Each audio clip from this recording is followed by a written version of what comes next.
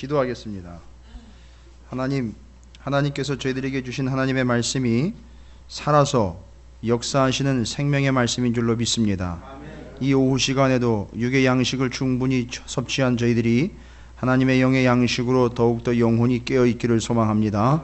주의 주시는 말씀을 통하여 인생의 깊은 여정이며 멀다고 여겨질 수 있는 귀한 여정이지만 분명하고도 선명한 여정을 향하여 달려갈 수 있는 힘과 또 은혜와 능력과 믿음을 더해 주시옵소서.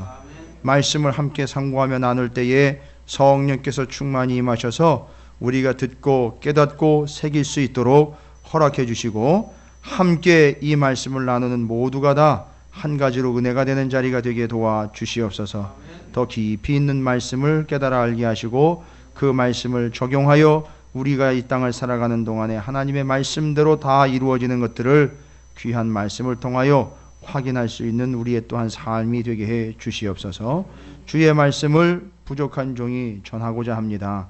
하나님이 저에게 주셨던 것 동일하게 한치의 오차도 없이 사랑하는 성도들과 함께 나누게 하시고 선포케 해 주시옵소서. 감사드리며 예수님의 이름으로 간절히 기도 올리옵나이다. 아멘. 할렐루야.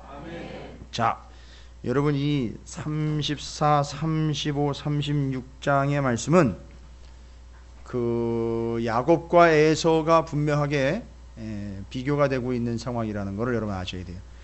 제가 여러분이 이렇게 말씀 읽는 거를 이렇게 좀 보니까 이상한 이름들 나오고 남의 족보 나오니까 내가 아니다 싶으니까 자꾸 이제 졸음이 오기 시작을 하는데 식사도 맛있게 하셨겠다. 예, 이게 남의 집안 얘기가 아니에요. 이게 남의 얘기다 싶은 순간 그냥 넘어지는 겁니다. 이게 다 우리 얘기예요. 우리 인간의 인류의 역사 얘기인데, 여러분이 36장까지 읽다 보니까 그 뭐 족장 얘기 나오고 듣도 보도 못한 이름들 막 나오죠. 근데 잘 보세요. 36장 맨 끝에 보세요. 맨 끝에 36장 43절에 막디엘 족장, 이람 족장이라, 뭐 족장 이름 모르셔도 돼요. 근데 이들은 그 구역과 거처를 따른 에돔 족장들이며 에돔 족속의 조상은 누구더라? 에서더라. 그러니까 지금 에돔 족속과 그의 조상인 에서가 연결이 되고요. 이제 이해하셨죠? 에돔 족속의 조상은 에서예요. 다 아시고 계셨었죠? 그런데 이제 그 에서가 살고 있는 땅이 문제입니다.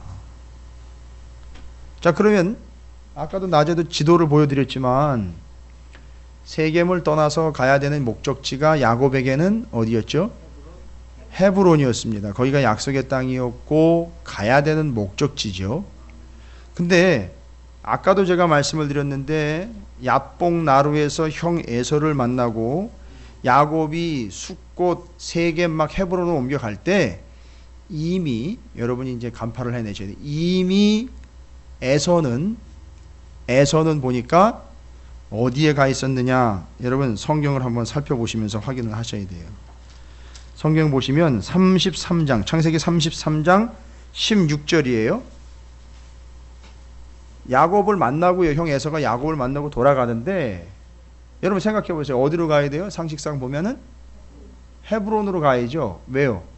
거기 아버지가 있고 야곱은 이제 바다나람으로 도망갔었고 떠나갔었고, 그러면 에서가 남아서 부모님인 아버지와 어머니를 모시고, 그죠? 아버지를 모시고 있어야 되는 거 아니에요? 그죠? 그러면 거기가 어디가 됐어야 되죠? 헤브론이 됐어야 되는데, 잘 보세요. 33장 16절에 보니까 이날에 에서가 야곱을 만나고는 그 극적인 상봉을 마치고는 어디로 돌아가 버립니까? 세일로 돌아갔다고 해요. 혹시 지도 다시 띄워주실 수 있나요? 세일과 헤브론의 차이. 그 다음에 한 군데 더 있습니다. 36장, 오늘 우리가 읽은 말씀이 36장 8절을 보세요.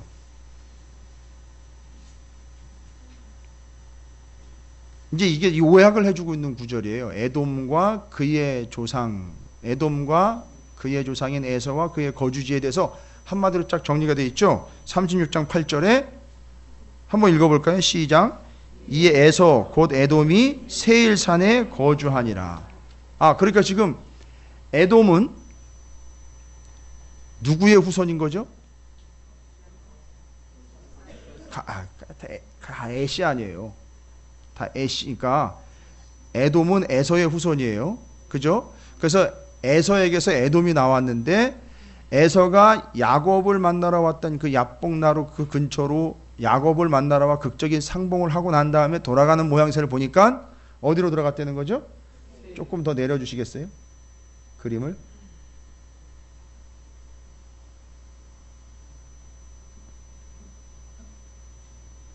예, 더 내리셔도 됩니다.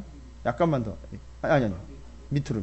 예, 됐습니다. 자, 잘 뒤에서는 안 보이실 수 있는데 맨 밑에 잘 안 보이실 수 있으니까 좀 더 내려주셔서 예. 자, 뒤에 있는 분들이 보이실 수 있도록. 헤브론과 자 여기 밑에 세일 있죠? 세일 산이죠. 여기 세일 산이 에서가 여기 있다가 누구를 만나러 온 거예요? 지금 야곱을 만나러 온 거고 야곱을 만나고 난 다음엔 어디로 갔다 그랬어요? 세일로 다시 돌아갔다 그랬죠. 그러니까 어디로 간 거예요? 세일로 간 거예요. 여기 지금. 그런데 저 헤브론하고 위치를 보세요. 헤브론하고 여기 세일산하고 보면은 완전히 다르죠 지금. 그리고 사이에 뭐가 끼어 있죠? 사해, 죽음의 바다가 끼고 이 의미를 아세요? 죽음을 사이에 두고 사느냐 죽느냐의 길이 갈림길이 되어 있는 거예요 지금. 이 해석은 어느 누구도 해석을 하는 분이 없어요. 그냥 제가 말씀 묵상하면서 여러분이 이해하시기 쉬우라고 설명드리는 거예요. 지금 사해를 사이에 두고 에서와 지금 그의 아버지 이삭, 아직 야곱은 헤브론으로 가지 못한 상태 가고 있는 중이니까요. 그런데 이미 에서는 아버지와 그 약속의 땅, 조상의 땅이었던 헤브론을 떠나서 어디에 가 있죠? 세일산에 가 있어요. 여기는 호리 족속의 땅이라 그래가지고 그 호리 족속을 정복을 해가지고 거기 들어가 살고 있는 거예요. 에서가. 이해가 되십니까? 그러니까 지금 에서와 야곱의 목적지는 다른 거예요. 그렇죠? 나갔다가 돌아가야 되는 목적지가 야곱에게는 어디죠? 헤브론 약속의 땅이죠. 그러나 에서는 목적지가 어디죠? 세일이에요. 이미 내가 살 땅은 헤브론이 아니고 말하자면 그거겠죠. 난 비좁아 못 살겠어. 내지는 여기서 답답해서 어떻게 살아? 내가 그래도 돈이 이 정도 있고 세력이 이 정도 되니까 아버지를 잡아먹을 순 없으니 주변에 있는 더 센 놈들 찾아가가지고 내가 내 힘을 써서 내 자리를 한번 만들어보자 해가지고 찾아 올라가가지고 정복을 해가지고 차지한 데가 어디였었어요? 세일이었단 말이에요. 여러분. 그러니까 지금 에서는 목적 자체가 달라요. 이해가 되십니까? 야곱하고 에서는 목적 자체가 달라요. 야곱은 지금 오로지 목적이 뭡니까? 부자 되는 거예요? 복 받는 거예요? 아니요. 약속의 땅 헤브론, 아버지의 하나님, 이삭의 하나님, 아브라함의 하나님, 그 하나님의 약속을 믿고 헤브론으로 가는 게 야곱의 목적이었다고요. 근데 이런 야곱을 사기꾼 취급을 해버렸으니 이게 통탄을 금치 못할 일 아닙니까? 그러나 에서는 달라요. 에서의 목적은 뭐냐면 세일이에요. 근데 이 목적이 이루어졌습니다. 이루어졌어요. 36장을 보세요. 여러분 이 36장에 쭉 보면 족속 얘기하다가 31절 보세요. 31절. 36장 31절에 보면 설명이 되어 있는데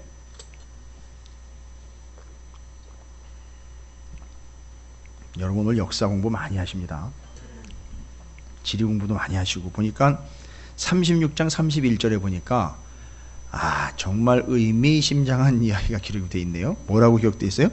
이스라엘 자손은 누구예요? 누구의 후손들이에요? 야곱의 후손이에요. 에서의 후손이 누구라고요? 에돔이요. 둘은 목적 자체가 완전히 다르다 그랬죠. 야곱은 어디를 향하여 갑니까? 약속을 향하여 가고 있어요. 에돔은 뭘 향하여 가는지 한번 볼까요? 세일을 향하여 가는데 지리적으로는 그래요. 세일을 향해 가는데 장소적으로는 그런데 그 본심 거기 담겨있는 그 내용을 보자는 얘기죠. 이스라엘 자손을 다스리는 왕이 있기 전에 그러네요. 이스라엘은 왕이 없었죠. 그 이야기가 딱 떠오르시면 이제 누구 얘기가 나올까요? 왕이 없었을 때 또 그 다음에 왕을 세워달라고 이야기하면서 막 왕을 세우고 막 이런 얘기가 왔다 갔다 하다 보면 이제 여러분 뭘 떠올리시죠? 누구를 떠올리실 수 있어요? 왕을 세워야 되니까 사무엘이 떠올리시겠죠. 그 다음에 첫 번째 왕으로 세워진 게 사울 왕. 그 다음에 왕이 없었던 시대에 자기들 멋대로 했다 막 이래가지고 연결되는 게 또 뭐예요? 사사기. 오, 대단들 하십니다. 수준이. 역시 찾으시는 교회의 수준이 어마어마합니다.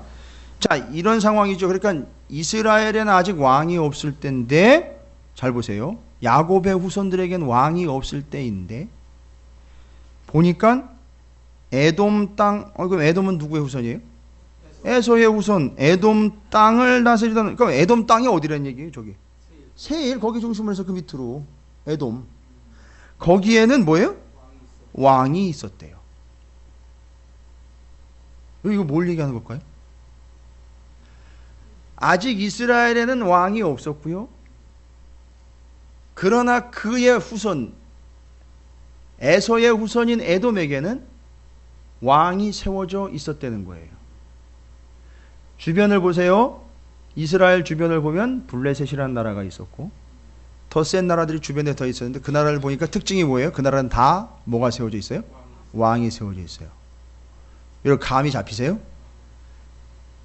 에서는 에돔 족속을 이끌어 가면서 후손 대대로 그들의 숫자가 늘어나고 지경이 확대되고 영역이 확대가 되면서 어떤 일들이 발생이 됐느냐 하면 그 나라가 왕이 세워진 주변에 있는 나라들처럼 어떻게 되는 거죠? 자기네도 왕을 세워서 그들과 견줄 만한 세력을 갖추고 힘을 갖추는데 목표를 삼았던 거예요. 그러니까 아까 야곱이 화들짝 놀라게 된 두 가지 사건 중에 딸 강간당하는 사건과 아들 레미들이 기가 막히게 주변 지역 세상에 적응하고 있었다는 이야기를 들었죠. 지금 에서의 후손인 에돔 족속은 완벽하게 세상과 조화를 이뤘어요. 그리고 적응을 해버렸어요. 그리고 그들의 목표는 뭡니까? 왕을 세운 거 보니까 왕을 세운 거를 보면 목표는 딱 하나예요. 그죠? 어떻게 될까요? 목표는 세계 정복이죠. 감이 잡히십니까? 세계 정복이니까 왕 대 왕으로 싸워서 한 왕이 다른 나라의 왕들을 여러 명 쳐가지고선 다른 나라의 왕들을 무릎을 꿇게 하면 이게 그냥 나라가 아니라 여러 나라를 다스리는 뭐가 되는지 아시죠? 예? 성경에 나와 있잖아요. 아수르나 바벨론이나 페르시아 같이 뭐가 되죠? 제국이 되는 거예요. 그러나 하나님은 잘 들으셔야 됩니다. 중요한 거예요. 모세오경의 핵심이에요. 하나님은 하나님의 백성들을 주변에 있는 여러 나라들과 비교했을 때 뛰어나고 으뜸이 되고 최고의 힘과 권력을 가지고 있는 제국의 황제를 만드는 게 목적이 아니고 돈이 없고 연약하고 부족하더라도 장차 임하게 될 제사장, 나라의 거룩한 왕 같은 제사장을 세우는 게 목적이지, 왕을 세우거나 황제를 세우거나 제국을 세우는 게 하나님의 목적이 아니었다라는 거예요. 그런데 어쩜 그렇게 똑부러지게 하나님의 뜻과 의도와는 완전히 어긋나게 에돔은 세상과 적당하게 타협이 되면서 세상에 어쩜 그렇게 잘 적응을 했는지, 이미 이스라엘은 왕이 없을 때, 아직도 왕이 없을 때 에돔은 그 후손 에서의 후손들은 이미 왕을 쭉쭉쭉쭉쭉 세워가고 있었다는 거죠. 세상에서 한 자리 차지하려고, 세상에서 이름 내려고, 세상에서 돈과 권력을 차지하며 살려고 땅에 제대로 정착을 한 거예요. 이해가 되십니까? 목적지가 다른 거예요. 완전히 다른 거예요. 에서와 야곱은 운명 자체가 다른 거예요. 그러니까 보시라고요. 왜 에서에게서 장자권이 야곱에게로 넘어가야 되는지, 이게 이제 증명이 되는 거라고요. 사기꾼 야곱이 아니에요. 이거는 에서한테는 맡길 수가 없다고요. 맡겨봐야 엉뚱한 짓거리 하고요. 하나님의 약속이 끊긴단 말이에요.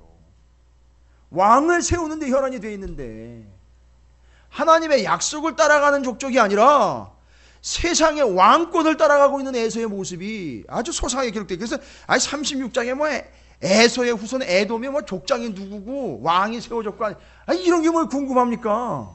그럼 알면 뭐 할 거예요? 그런데 하나님은 아주 소상하게 기록을 해놨다고요. 이유는요, 이렇게 망하는 거다, 이렇게 얘기하는 거예요.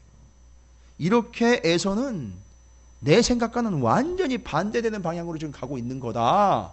그래서 내가 왜 야곱을 선택했는지 알겠어? 라고 말씀을 다시 한번 쐐기를 박는 거예요. 그래서 그 앞에 보면 36장 앞에 보면 하나님이 다시 한번 찾아오셔가지고 복을 주시는 얘기가 나오죠. 너 이스라엘이다. 넌 내 백성이야. 넌 내 약속의 끈이야. 너야 너라고 해서 다시 한번 나와요. 9절에 야곱이 밧단아람에서 돌아오면 하나님이 다시 야곱에게 나타나셨다 그랬어요. 다시 아마 야복나루 이후로 다시 나타나신 것 같아요. 그리고는 다시 그에게 복을 주시며 얘기하시는 거예요. 너야 너밖에 없어 라고 야곱을 확인하시는 거예요. 그리고 지금 아직 헤브론의 당도도 안 하고 약속의 땅에 당도도 안 했는데도 하나님 복을 주시는 거예요. 어디서요? 베델에서 예배하는 야곱, 그것이 너의 삶의 본질이고 그 모습을 통해서 예배하면서 어디로 가는 거죠? 하나님의 나라, 장차 완벽한 예배를 드려질 하나님의 나라로 들어갈 때까지 너는 예배하면서 가는 인생이 되어라. 왕같은 제사장이 되어 세계 열방에 죽어가는 이들이 하나님께로 돌아와 하나님께 예배하려고 할 때 너는 제사장적 역할을 감당하는 나라가 되라는 거예요. 이게 우리에게 주신 베드로전서 사명 아닙니까? 너희는 왕같은 제사장이라고 얘기하셨잖아요. 그죠? 그러니까 우리의 사명은 그건데 에서는 오직 자기의 목표는 뭐라고요? 왕 되는 거, 힘 갖는 거. 그러니까 아버지 밑에 있을 수가 없어요. 아버지하고 나하고는 코드가 안 맞는 거예요. 그러니까 아버지의 유산이나 아버지의 이 삶의 반경 가지고는 자기 뜻을 이룰 수가 없는 거예요. 그러니까 새 일로 옮겨왔습니다. 사해를 지나쳐 온 거예요. 죽음의 바다를 건너간 거예요. 그냥 모양상으로 보면. 근데 이 에돔 족속이요, 시작이 이렇게 된 에돔 족속이, 문제는 이 에돔이요, 아까도 말씀드렸지만 야곱의 후손이 이스라엘을 그렇게도 못 살게 굴었다는 게 문제예요. 전혀 도와주질 않았다는 거예요, 후손이. 그리고 완전히 목표가 다르죠? 목적지가 다르죠? 목표 자체가 다르죠? 개념 자체가 다르죠? 그래서 야곱의 후손인 이스라엘과 에서의 후손인 에돔이 어떻게 비교가 되고 차이가 되고 있느냐 하면, 하나님은 이스라엘을 구원하시기 위한 계획은 있었으나 에돔을 구원하시기 위한 계획은 전혀 없었습니다. 오히려 에돔을 하나님께서는 심판하시겠다라는 얘기만 기록이 되어 있어요. 목적이 완전히 다르고 목적지가 다른 두 존재의 비참한 운명의 차이입니다. 무슨 얘기냐면, 에돔이요, 나중에 무슨 짓을 했느냐면, 이스라엘이 망할 때, 바벨론에 망할 때 에돔 이 족속이 이스라엘에 들어가 가지고 이스라엘 사람들이 여기 숨어 있습니다, 저기 숨어 있습니다 막 가르쳐주고 앞잡이가 돼가지고 이스라엘 자기 동족들을 죽이는 일에 앞장서서 바벨론 그들이 쳐들어와 가지고 다 초토화시킬 때 도와줬어요. 이스라엘 족속들 명하는 데를 일조했단 말이죠. 그리고 바벨론이 다 뺏어갈 때 자기네가 그런 거 일조했으니까 어떻게 할까요? 이거 챙겼어요. 그리고 숨어있는 사람들 가가지고 여기 숨어있다고 다 알려주고, 사거리에 서가지고 바벨론 군사들한테 이리 가십시오, 저리로 가십시오라고 알려주고 막 그래. 실제로 나옵니다. 그래서 성경에는요, 에돔의 심판 이야기가 한 번도 아니고 두 번씩이나 기록이 되어 있어요. 여러분, 이사야서 우리가 묵상했죠? 이사야서 34장에 보면 에돔의 멸망 이야기가 아주 소상하게 기록됩니다. 작살내겠다는 거예요. 하나님 아주 부셔버리겠다고 얘기를 했어요. 그 다음에 하나님은 에서의 후손인 에돔 족속의 그 패역함과 무지막지함 때문에 아예 선지자를 하나를 다시 세웠어요. 따로 선지자를 하나 따로 세웠어요. 그래가지고 그 선지자한테는 뭐를 맡겼냐, 너는 다른 거 할 필요 없고 에돔한테 가가지고, 에돔 족속에 가가지고 에돔 니들 망한다라는 얘기만 전하려는 거예요. 그러니까 작정은 이미 하셨어요. 하나님이 에돔은 멸망시키는 걸 작정하셨고, 그 다음에 그들에게 하나님의 심판이 임한다는 걸 아예 선지자 하나를 따로 세웠어요. 에돔만을 위해서 세웠어요. 근데 빨리 회개하십시오라는 게 아니라 너희들 죽는다, 너희들 이제 끝났다, 너희들은 박살난다, 이래가지고선 에돔을 위해서만 선지자 하나를 따로 세웠습니다. 그게 누군지 아세요? 예전에 제가 말씀드렸는데 에돔 외우는 방법을 알려드릴게요. 무슨 바다를 넘어갔습니까? 사해.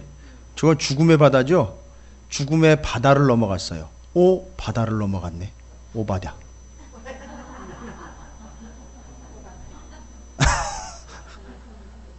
뭐 이 정도면 명강인 것 같은데요? 그죠? 오바댜 선지자를 통해서 에돔이 멸망한다는 것을 따로 오바댜 선지자를 따로 세워가지고선 그들에게 멸망의 메시지를 선포한 게 오바댜서의 내용이에요. 그거 보세요. 아니 한 번도 잔인한데요. 한 번이면 끝나는 거 아닙니까? 하나님이 그냥 끝낸다면 끝내는 거 아니에요. 그렇죠? 그런데 이사야 선지자에게도 에돔 멸망을 얘기하셨고 오바댜 선지자는 따로 세워가지고 아주 그냥 에돔에게 갖다 직접 대놓고 쏴붙이려는 거예요. 그래가지고 오바댜 선지자는 에돔의 멸망을 또 선포했어요. 그러니까 뭐예요? 에돔은 멸망할 수밖에 없는 거예요. 이유가 뭔지 아시겠죠? 그들의 목표 자체가, 목적지 자체가 틀려요. 이 땅에서 왕 노릇하면서 이 땅 것을 가지고 누리며 살아가는 게 그들의 목적이었어요. 세일산을 정복해 거기서 확장해가지고 거기서 세력을 확장해내는 게 에돔에서의 목적이었다고요. 그러다 보니까 어떻게 해요? 약속의 땅을 향하여 하나님의 약속을 붙잡고 가는 이들을 어떻게 한다고? 얘들은 못 살게 구는 거예요. 용납을 안 하는 거라고요. 도와주지 않는 거예요. 오히려 핍박한다고요. 누구처럼요? 가인과 아벨 얘기하시죠? 가인과 아벨. 왜 아벨이 죽었는지 여러분 아시죠? 왜입니까? 가인과 아벨 하나님 앞에 제사를 드렸는데 누구의 제사만 받았습니까? 아벨의 제사만 받으셨어요. 하나님이. 그걸 아니까 이놈의 가인이 짜증이 나는 거예요. 왜 짜증이 납니까? 가인, 아벨하고만 같이 쓰기만 하면 어떻게 해요? 아벨하고 가인하고 같이 쓰기만 하면 하나님이 보니까 가인과 아벨이 같이 서 있으면 늘 하나님은 누구한테 관심이 가요? 아벨에게 가 있는 거예요. 그리고 아벨하고만 서 있으면 가인은 뭐가 되는 거예요? 죄인이 되는 거예요. 자기 건 하나님이 안 받으시는 거예요. 불의한 자가 되는 거예요. 자꾸 아벨하고만 서면 자기는 불의한 게 자꾸 드러나는 거예요.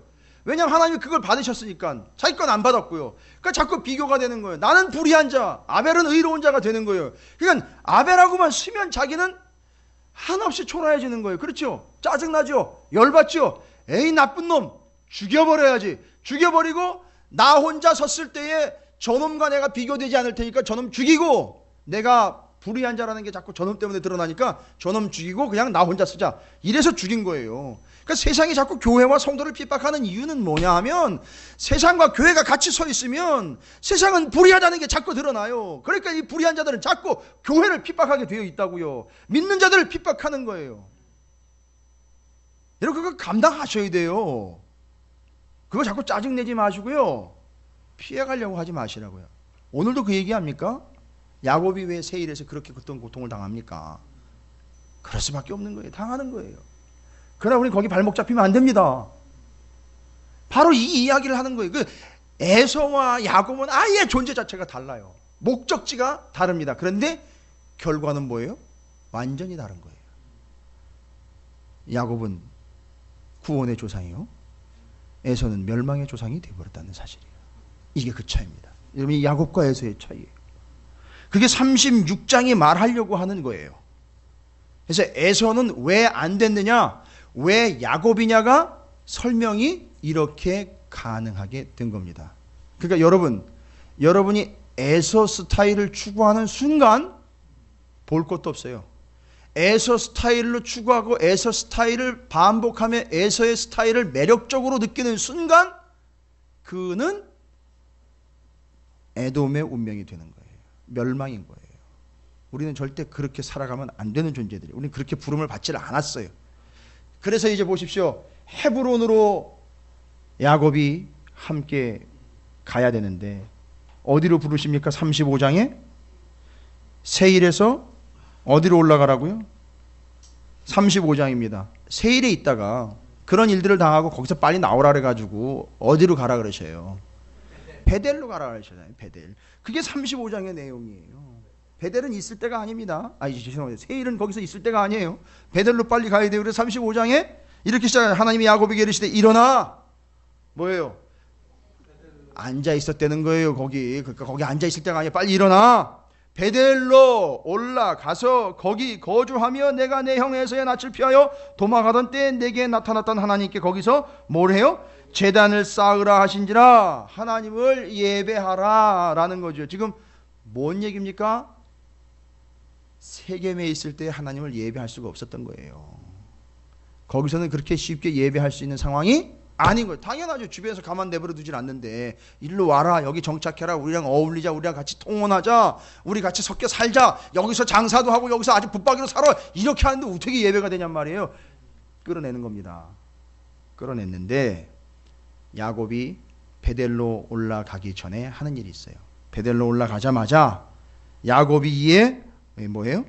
2절입니다. 자기 집안 사람과 자기와 함께한 모든 자에게 이르되 너희 중에 있는 이방 신상들을 버리고 자신을 정결하게 하고 너희의 의복을 바꾸어 입으라.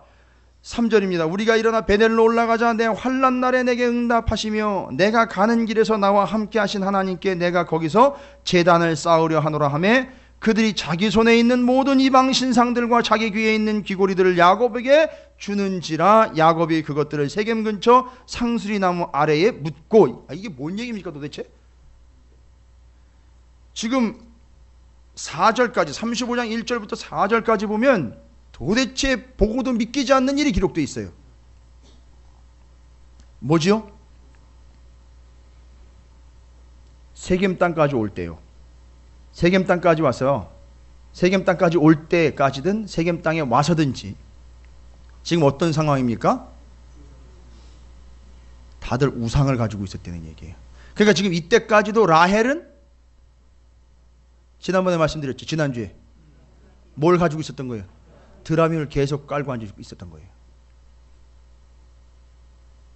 그죠? 그리고 다른 사람들도 역시나 자기 집안 대대로 내려오는 조상 수호신, 가정 수호신인 드라빔들을 다 가지고 있었던 거예요. 그 째로 세겜에 들어온 거예요. 이제 뭐 하나씩 풀리죠. 근데 그 상태로 어떻게 약속의 땅에 들어갈 수 있어요? 없어요? 없어요. 그러고 보니까 지금 하나님이 디나의 사건이라든지 아들들의 사건을 통해서 지금 뭔가를 벗겨내고 있는 거예요. 벗겨진 거예요. 실체가 벗겨지는 거예요. 사람들이 그래가지고 약속의 땅 못 들어간다는 거예요. 모습을 보니까 괜히 강간을 당하고 괜히 적응해 간 게 아니라 이들이 갖추고 깔고 앉고 들고 있는 게 다 우상덩어리였던 거예요. 맨다 옷을 그따위로 입고 있었고 생각 자체를 그렇게 하고 있었고 그걸 아직도 놓지 않고 있었던 거예요. 그러니까 하나님은 그걸 싹 다 벗겨버리고 다 내려놓고 어디로 올라가는 거죠? 베델로가 하나님을 온전히 예배하는 자만이 약속의 땅 들어갈 수 있다는 걸 확실히 가르쳐주고 계시는 거예요. 그래서 베델로 올라가기 전에 어떻게 합니까? 우상들 다 가져오라는 거예요. 다 가져오라는 겁니다. 싹 다 가져오라는 거예요. 그제서야 이제서 여기 와가지고 베델로 올라가기 전에 이제야 그동안에 가지고 다니던 그 드라빔 덩어리 우상 덩어리를 그제야 야곱 앞에 가져온 거예요. 그래가지고 그때 다 상수리 나무에다 묻어버렸단 말이죠. 잘 보세요. 거기 드라빔 라헬도 이때 가져왔다고 하는데 모르겠어요. 가져왔는지 안 가져왔는지 저는 잘 모르겠어요. 근데 가져왔겠죠. 근데 가다가 죽어요. 라헬이 중간에. 어쨌든 라헬은 드라빔 때문에 인생이 편하지 않았어요. 그리고 드라빔이며 그 우상들이며 심지어 4절에 보니까요, 그들이 자기 손에 있는 모든 이방 신상들과, 도대체 이방 신상들이 몇 개나 있었길래 모든 이방 신상들이라고, 죄다 다 가지고 있었던 거예요. 웬만한 사람들은 다 하나님의 인도를 받아 지금 약속의 땅으로 간다고 가는데도 야곱이 이게 컨트롤이 안 됐던 거예요. 야곱이. 라헬도 지금 컨트롤이 안 되는 판인데요. 그 종들이며 거기 가족들이며 이방에서 같이 들어온 사람들이 다 우상을 가지고 있었던 거예요. 알고 봤더니만요, 별거 아닌 것 같은 우상들도 있었어요. 무슨 얘기냐면 드라빔처럼 이렇게 끌고 다니고 안고 다니는 것도 있었지만 뒤에 보세요. 자기 귀에 있는 귀고리들을 야곱에게 주는지라. 여러분 귀고리 하고 오신 분들 계시죠? 여성분들. 그걸 이렇게 자원하는 마음으로 빼드린 게 아니에요. 뭔 얘기냐면요, 옛날에 자기 조상 수호신, 가정 수호신인 드라빔을요, 우상을 그 귀고리에다가 조그맣게 새겨가지고요, 그걸 걸고 다녔다고요. 왜 목걸이도 아니고 뭐 팔찌도 아니고 왜 귀걸이를 내놓으라 그래요? 그 귀걸이에다가 우상들을 새겨가지고 다녔다고. 그래서 그걸 걸고 다녔어요. 그러니까 늘 우상을 가지고 다닌 거예요. 그런 식으로. 늘 우상과 동행했던 거라고. 그러니까 그것까지도 다 빼서 다 내려놓고 어디로 올라가는 거예요? 베델로 올라가는 거예요. 여러분 여기 지금 예배드리러 왔는데 세상 염려, 세상의 걱정들, 또 세상에서 내가 누렸던 것들 그런 거 다 싸가지고 와가지고는 잠깐 풀러놨다가 다시 또 싸가지고 갈 때 다시 가지고 그게 그런 스타일인 거예요. 그게 그런 거란 말이에요. 근데 절대 그렇게는 베델로 올라갈 수 없는 거예요. 그러니까 다 내놔라 이래가지고 다 뺏어가지고 싹 다 묻어버리고는 베델로 올라가 예배하는 거예요. 이게 우리 인생이라는 거예요. 이게 34, 35, 36장이 우리에게 이야기하고 있는 거예요. 그래서 그게 해결이 됐죠. 그 우상의 문제 해결됐죠. 그 다음에 정리됐습니다. 그리고 올라가 단을 쌓아 거기서 하나님께 예배하는 거예요. 그러니까 구절이 딱 나오는 거예요. 이제 하나님이 어떻게 다시 나타나신 거예요. 하나님이 그 이제 나타나 봐야 진흙탕 싸움인 거예요. 나타나 봐야 이건 뭐 지들이 다 우상 가지고 있고 귀걸이 매달고 와가지고 하나님 이러면서 쫓아오는데 여기다 귀걸이에다가 우상 새겨가지고요. 그것도 양쪽으로 귀걸이에다가 우상이 딸랑딸랑 거리는데 막 쫓아 하나님 이러면서 쫓아오는 거예요. 저 같으면 그냥 생각해 보세요. 얼마나 기가 막힌지. 자기 귀걸이에다 우상을 새겨가지고선 딸랑딸랑 대면서 주님 이러면서 오는 거예요. 말이 됩니까 이게? 우리가 삶을 그렇게 살다가 주일날 온다니까요. 어떻게 제가 기다리고 있어요? 저 문 앞에서? 그러니까 하나님이 오시질 않았던 거예요. 하나님이 찾아오시질 않았던 거예요. 그리고 다 해결되고 우상들 다 내놓고 이거 다 빼번지고 그리고 온전하게 딱 서니까 9절에 야곱이 밧단 아람에서 돌아오면 하나님이 이때야말로 밧단 아람에서 제대로 돌아온 걸로 치신 거예요. 이해가 되십니까? 이걸 보고 밧단 아람에서 이제 돌아왔다라고 얘기를 하시는 거예요. 이게 영적으로 이제 돌아온 거죠. 그리고는 나타나서 그에게 복을 주시고 또 얘기하는 거예요. 하나님이 그에게 이르시되 내 이름이 야곱이지만은 내 이름을 다시는 야곱이라고 하지 말아라. 이스라엘이 내 이름이 되리라 하시고 그가 그의 이름을 이스라엘이라 부르고 이스라엘이라는 이름은 하나님을 건방지게 이겼다가 아니라 하나님의 능력으로 살아간다 이렇게 이야기하시면 돼요. 하나님의 능력으로 살아간다 이거예요. 하나님의 능력이 아니고는 하나님을 이길 수가 없어요. 하나님이 주시지 않으면 받을 수 없는 거고 그래서 이제는 하나님의 능력을 힘입어 살아가는 존재야. 너는 우상 다 버렸잖아요. 다 정리됐죠? 그러니까 이제는 전적으로 하나님의 능력으로만 살아가는 이스라엘, 네가 진짜 이스라엘이다 라고 선포를 해주신 거예요. 그리고는 그 이스라엘이 드리는 예배를 하나님 어떻게 하셔? 받으시는 거예요. 그리고는 예배가 회복됨으로 헤브론으로 올라가는 겁니다. 할렐루야. 이게 우리의 인생이 돼야 된다는 거예요. 여전히 이 문제가 해결되지 않은 채로 우리는 지금 내 예배를 하나님 받으시겠지 35장 11절입니다. 하나님이 그에게 이르시되 나는 전능한 하나님이라. 또 나옵니다. 이게 뭐예요? 생육하고 번성하라. 한 백성과 백성들의 총회가 내게서 나오고 왕들이 내 허리에서 나오래. 근데 여기 보세요. 뭐가 나온대요? 왕들이 나온대요. 왕. 여러분 착각하시면 안 돼요. 에서가 그렇게 세우려고 했던 그 왕이 아니라 이 왕은 누굴 얘기하는 겁니까? 왕 같은 제사장이요 예수 그리스도를 이야기하는 거예요. 예수님이 왕 노릇하셨어요? 한꺼번에 맨날 당했어요. 두들겨 맞고 죽었고 그죠? 그런데 그의 권위는 왕적이었습니다. 왜요? 죽음을 이겼어요. 어느 누구도 이기지 못하는 죽음을 이긴 왕 중의 왕이 왕의 왕. 왕 중 왕은 안 됩니다. 왕 중 왕이라고 하면 안 돼요.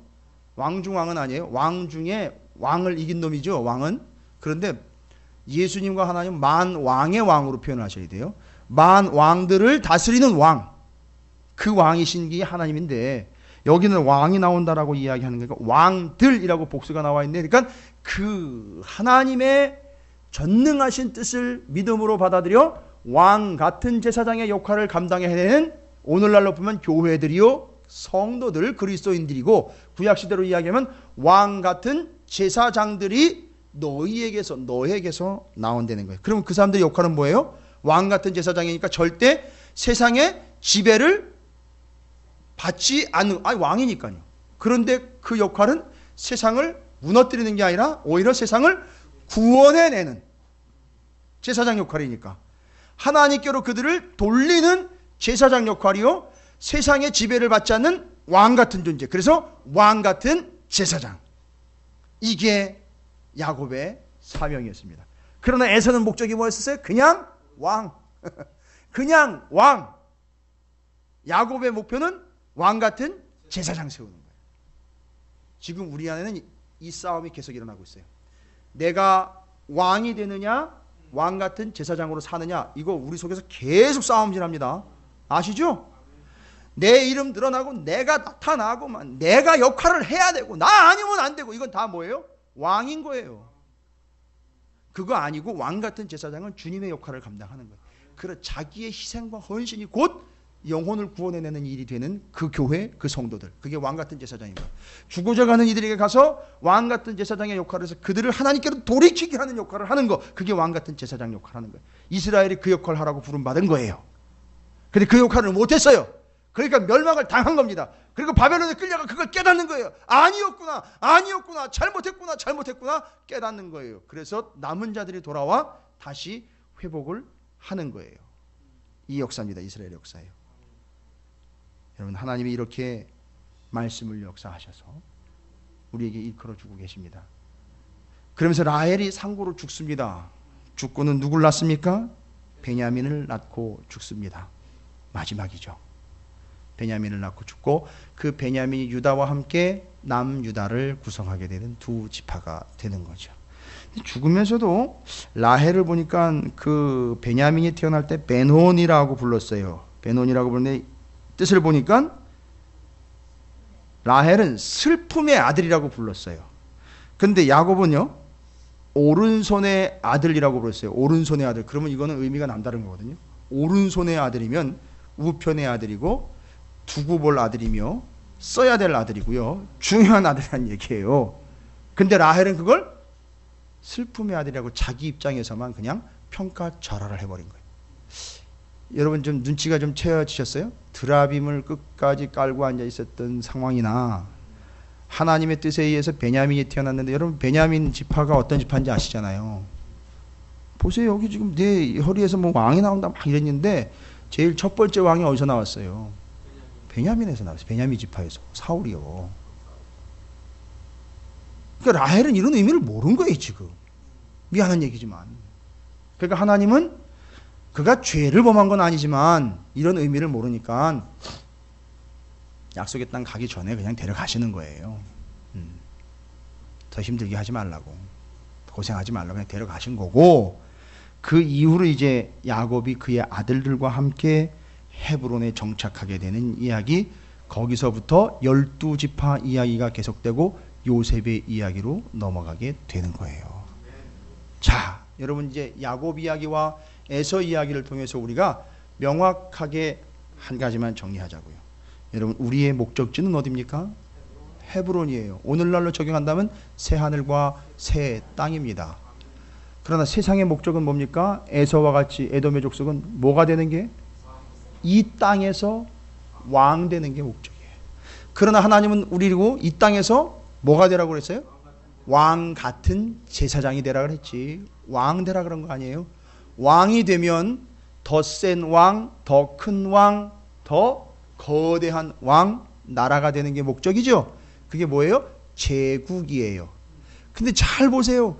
제국이, 여러 제국이 올라왔다 내려갔다 했거든요. 아수르, 바벨론, 페르시아, 헬라, 그리스, 그 다음에 로마.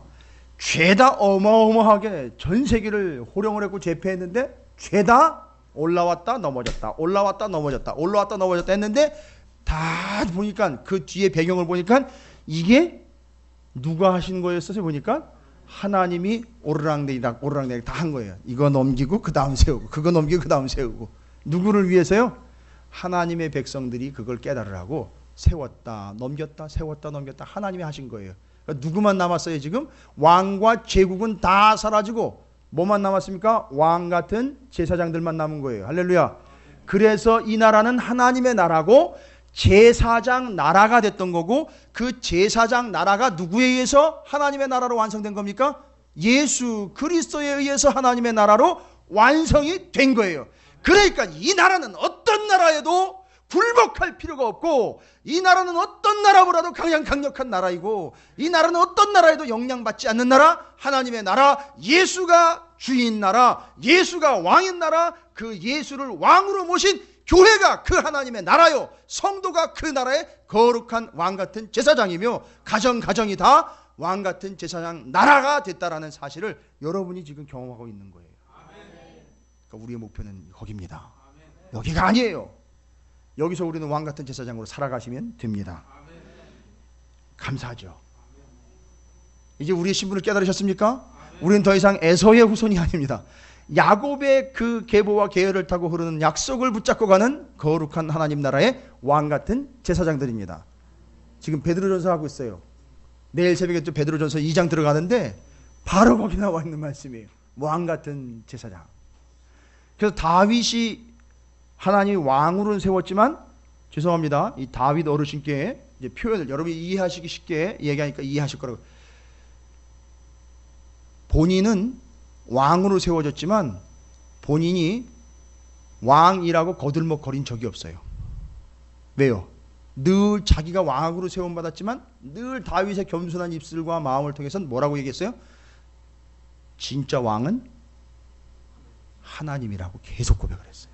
나는 왕이 아닙니다라는 얘기예요. 결론은 나를 세우신 그분이 왕이시지, 나는 그분의, 죄송합니다, 전문 용어 좀 쓸게요. 이거 녹화되죠? 시다발입니다, 이렇게 얘기합니다. 그러니까 다윗이 그런 얘기했다니까요. 나는 천하를 호령하는 왕이 아니라 나는 그분의 심부름꾼이지 진짜 왕은 하나님이십니다 라고 고백을 했단 말이에요. 그걸 어떻게 다윗이 그냥 믿음이 좋아가지고 고백한 게 아니라 이런 역사를 다 알았던 거예요. 그러니까 지가 왕이 되는 순간 누구 꼴 나는 거예요? 에서 꼴 나는 거예요. 에돔 꼴 나는 거라고 그걸 알았단 말이에요, 다윗이. 이게 다윗이 성경을 알았을 때 할 수 있는 행동이에요. 여러분, 우리도 이런 사실을 깨달았으니 여러분, 왕 되려고 하지 마세요. 그 왕은 너나 하세요 그러란 말이에요. 예. 죄송합니다. 이게 자꾸 녹화가 돼가지고 제가 할 말을 못해요. 왕은 망할 너나 하세요 이렇게 하시는 거고요. 나는 왕 같은 제사장으로 그냥 찌그러지겠습니다 이렇게 하시면 되는 거예요. 여러분이 그걸 이겨내는 거예요. 왕이 되라는 유혹을 이겨내시는 거예요. 이 교회 안에 왕이 어디 있습니까? 왕은 하나님 한 분인데요. 왕 같은 제사장으로 살아가시는 겁니다. 여러분, 우리의 운명은 야곱이 바라봤던 헤브론을 향해 가는 거지, 가는 길에 베델에서 예배를 다시 회복해서 예배하러 가는 거지 성공하러 가는 게 아닙니다. 우리 베델에서 마음껏 예배하면서 우리의 믿음을 회복하시고 하나님만을 예배하면서 헤브론에서 아버지 이삭의 약속과 언약을 그대로 물려받아 거기서 아들들에게도 또 물려주고 있는 야곱의 삶처럼 그 약속과 언약이 이어져가는 우리 찾으시는 교회 오늘 예배 함께한 여러분이 되시기를 주님의 이름으로 축원을 드립니다.